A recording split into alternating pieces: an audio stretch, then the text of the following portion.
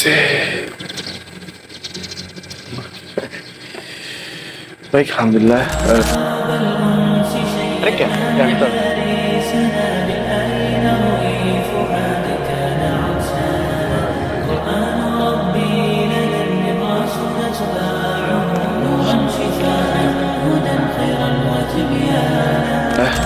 Kemarin sudah menyelesaikan tugas pengabdian ya, Community Development dengan Venus University dengan dua topik utama. Topik pertama adalah pelatihan bikin video promosi. Sementara yang kedua adalah membantu membuat mereka untuk bikin produk lokal ya, dengan teknik sablon, dengan teknik mengenalkan bagaimana sablon DTF dan segala macam itu. Harapannya warga setempat bisa membuat itu sendiri gitu. Karena kita tahu kemarin saya juga sempat mampir di sebuah souvenir shop gitu ya, toko souvenir, dan ketika saya tanya, kebanyakan memang souvenir-souvenir yang ada di sana, entah dari Salini ya, sarung tangan, kemudian kalau ada shawl, ada emblem tentang Bromo, itu kebanyakan memang diimpor dari luar. Yang mana pastinya marginnya akan lebih kecil untuk warga-warga di sini ya, di Wonokitri ini. Nah, dari situlah kita berangkat ya pagi-pagi, kemudian sampai sana jam 11 kita makan siang dulu di Taman Edelweiss, dan kemudian lanjut ke hotel untuk istirahat dan persiapan.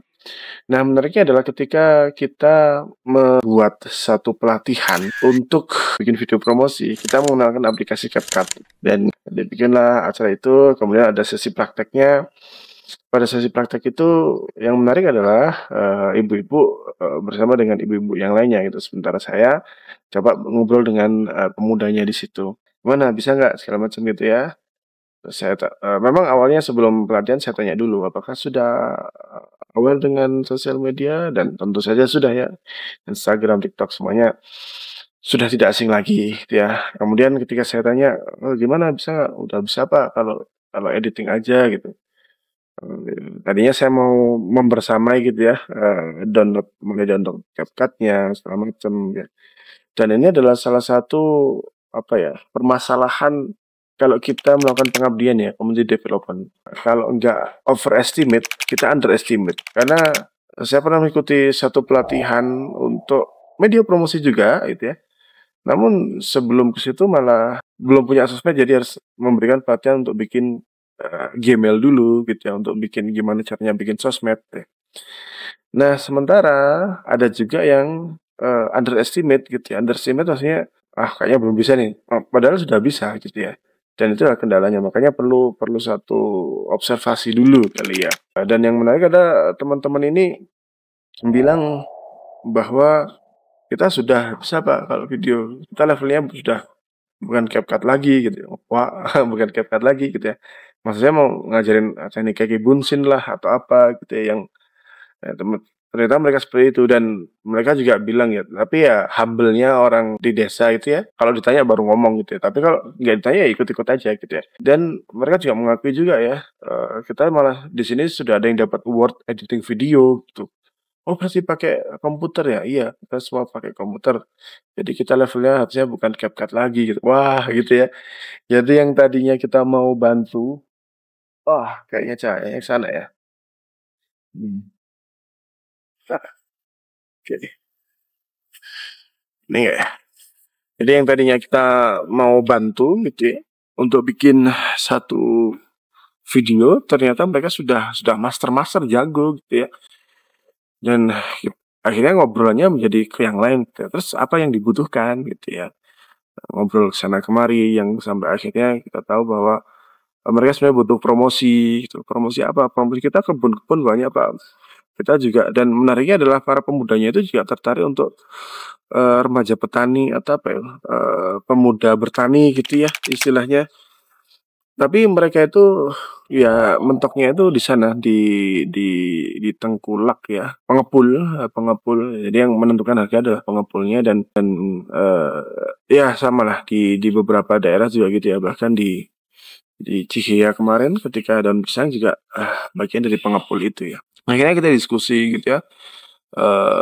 ngobrol secara sekilas, kita dapat akhirnya yang tadinya ngedit video jadi tips and trick untuk bikin FYP gitu ya, karena mereka sudah bisa editing bikin FYP gitu ya. Kemudian caranya bikin follower banyak, dan qadarullah alhamdulillahnya Bu L, salah satu pemateri kami itu, beliau adalah seorang bisa dibilang influencer juga ya, content creator juga ya, yang followernya juga udah ribuan gitu ya.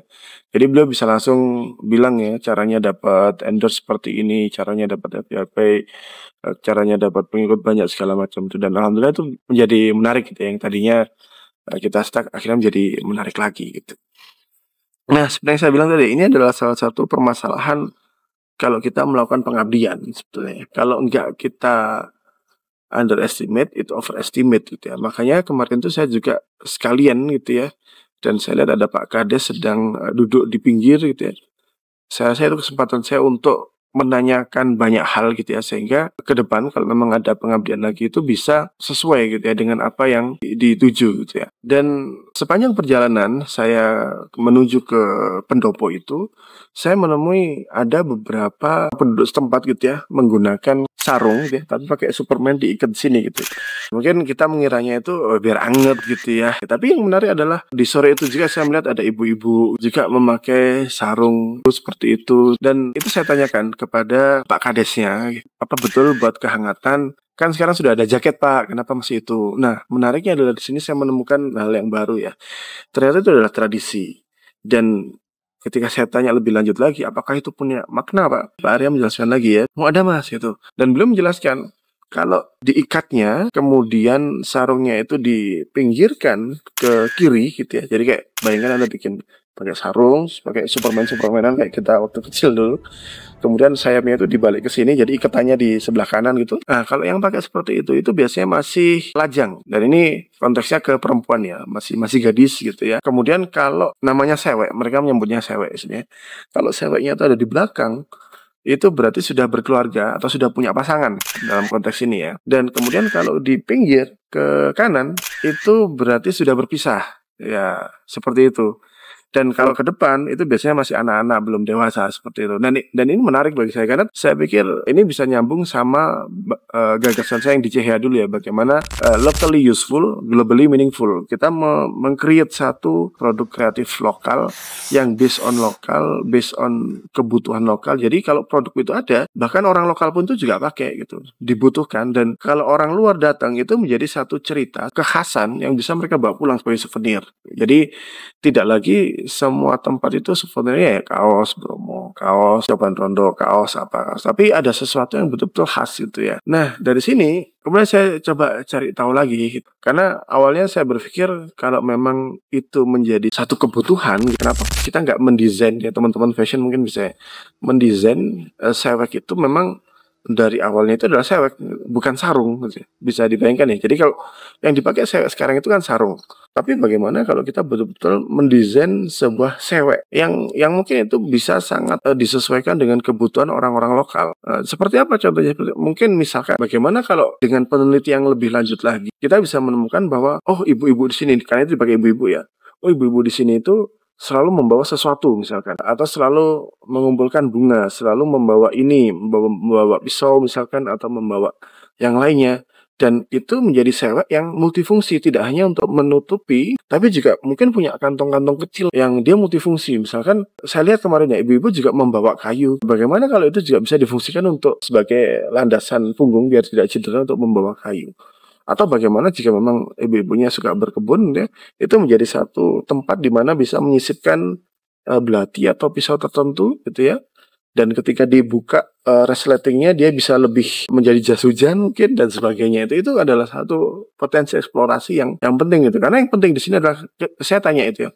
Ini asal usulnya gimana Pak? Ini tradisi atau agama? Karena kita lihat di Bromo sini ya, di Tengger kan mayoritas penganut agama Hindu ya. Dan meskipun Hindunya beda ternyata. Kemarin juga sempat ngobrol, Hindunya India, Hindunya Tengger sama Bali itu beda. Yang membedakan kalau di Tengger ini nggak ada kasta. Ya menarik ya. Dan jadi kayak ada spirit kesetaraan gitu ya di Tengger ini. Dan itu juga selain itu juga direpresentasikan dengan warna hitam ternyata. Jadi warna hitam apapun itu, siapapun Anda, warna hitam itu sebagai hal yang tradisi juga gitu untuk memberikan kesamarataan itu. Intinya adalah ini adalah tradisi bukan agama. Jadi ini punya celah eksplorasi yang sangat besar. Ya, karena kalau keyakinan agama itu kan mungkin kita agak sensitif ya. Mungkin ada kaidah-kaidahnya gitu ya, ukurannya, warnanya. Makanya kemarin saya juga tanya, apakah ada motifnya yang khusus gitu ya, warna khusus gitu ya.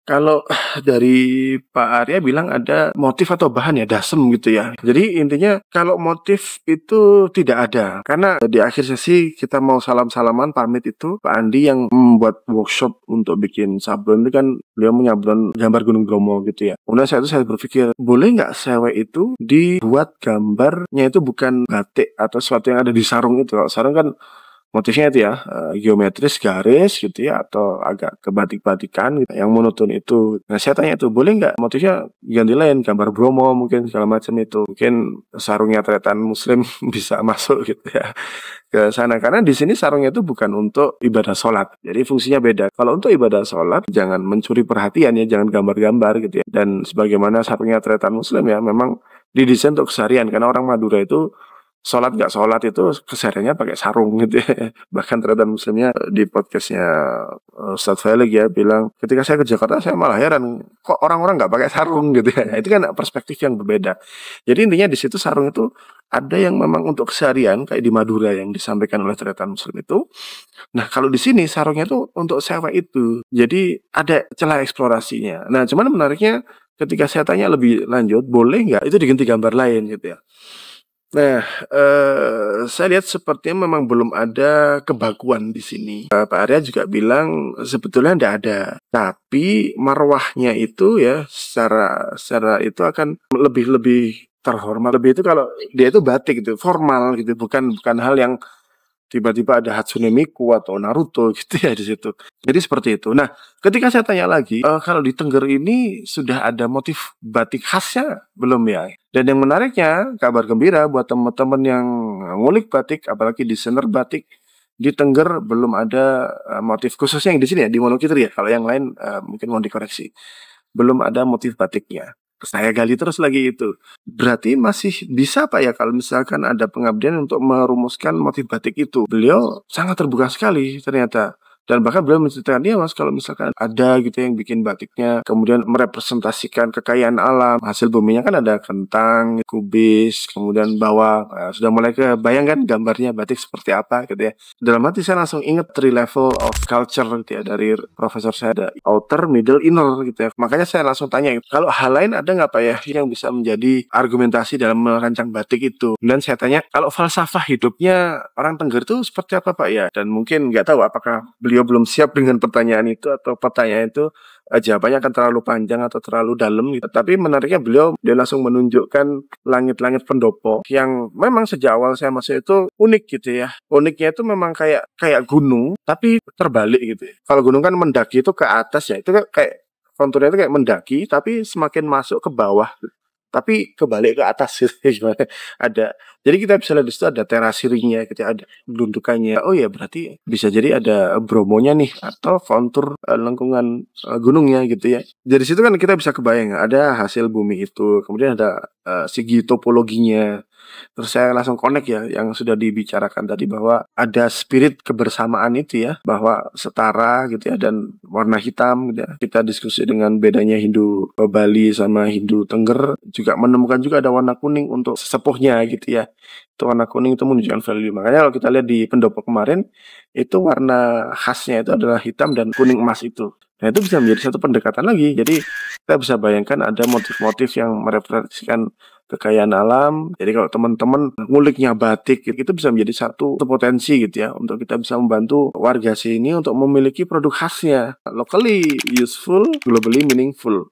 Secara lokal dia berguna karena semua orang pasti pakai, pasti beli. Karena Pak Arya juga menjelaskan itu keseharian dipakai gitu, tidak hanya upacara besar saja, dan itu sangat umum sekali. Globally meaningful, Anda bisa bayangkan ya nanti kalau teman-teman di sini warganya sudah menjadi produsen, bisa membuat itu, kemudian mereka bisa mengemas dengan baik, dengan eksklusif, ada range harganya gitu, yang sangat eksklusif berapa, yang sangat biasa berapa gitu ya. Dan bahkan mungkin kita bisa berikan pembeda gitu ya, mungkin motif untuk laki-laki, motif untuk perempuan. Jadi itu adalah satu potensi gitu. Dan tidak berhenti di situ, saya tanya lagi gitu ya, karena Pak Arya memakai udeng ya, iseng juga lah, tanya lagi gitu ya, Pak mohon maaf kalau udeng ini ada makna lainnya nggak ya? Nah beliau menjelaskan kalau di Tengger itu kan ada 4 wilayah ya, saya lupa ya, Malang, Pasuruan, mungkin bisa dikoreksi ya. Intinya ada 4 wilayah itu ya, empat suku itu atau 4 wilayah Tengger, pokoknya 4 daerah itu. Dan ada sedikit perbedaan gitu ya. Kalau yang di mana itu dia pakai montongnya agak ke depan ya, dan pasti memang ada garisnya itu. Sementara kalau di Tengger sendiri monokitri sini itu dibedainya dengan yang mencuat ke atas itu. Kalau ke kanan itu maknanya adalah orang-orang yang masih terikat dengan dunia, harus kerja, harus cari uang segala macam itu ya. Tapi kalau di kiri itu berarti dia adalah sesepuhnya yang sudah melepaskan itu semua, dalam artian yang saya tangkap ya, itu sudah punya ilmu lebih gitu ya untuk memberikan nasihat ya, seperti itulah ya. Nah itu juga menjadi potensi juga. Jadi bisa Anda bayangkan ya, dari seweknya saja itu kita bisa bikin pengabdian untuk bikin motif batiknya. Kemudian kalau mau dibedakan antara cewek cowok atau tiap desa punya kekayaan alam yang berbeda jadi khas gitu ya. Jadi nanti turis-turis itu bisa ke desa ini untuk ambil collectible item itu ya, batik yang ini, ke desa ini batiknya beda lagi itu akan sangat menarik dan membuat ada value untuk hunting itu. Kemudian dari udengnya juga bisa seperti itu ya, udengnya motifnya juga bisa dibikin. Jadi ini adalah potensi ya teman-teman ya. Dan di kesempatan itu saya melihat ya, bahwa ada banyak sekali potensi yang lainnya gitu ya. Kalau kemarin Pak Arya sempat nunjukin ada yang melakukan pengabdian dan bikin dari kekayaan alam sabun kentang gitu ya. Sabun tapi terbuat dari kentang gitu. Karena hal yang menarik di sini adalah belum ada kuliner khasnya gitu ya, yang based on kekayaan alam sini. Mungkin ini juga potensi pengabdian bagi teman-teman Tata Boga ya, untuk bisa memberikan satu rekomendasi gitu ya, menu yang memanfaatkan kentang kubis bawangnya itu menjadi makanan yang khas di sini.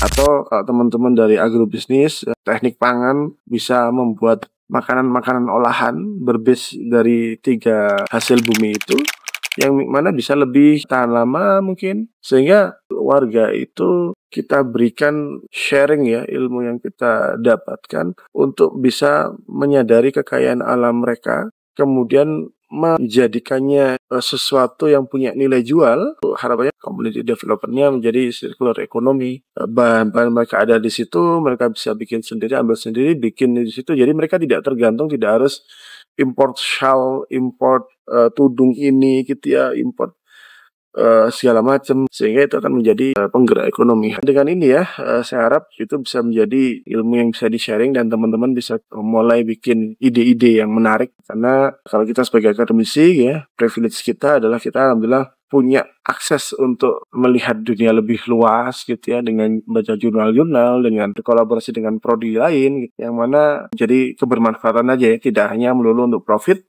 tapi kita juga bisa memberikan kebermanfaatan lewat pengabdian kepada masyarakat atau community development. Semoga itu segitu bermanfaat dan bisa menjadi api ya, semangat pemantik kita untuk membakar kita untuk berkarya, meneliti dan memberikan lebih banyak manfaat. Sekian dari saya, mohon maaf. Assalamualaikum warahmatullahi wabarakatuh.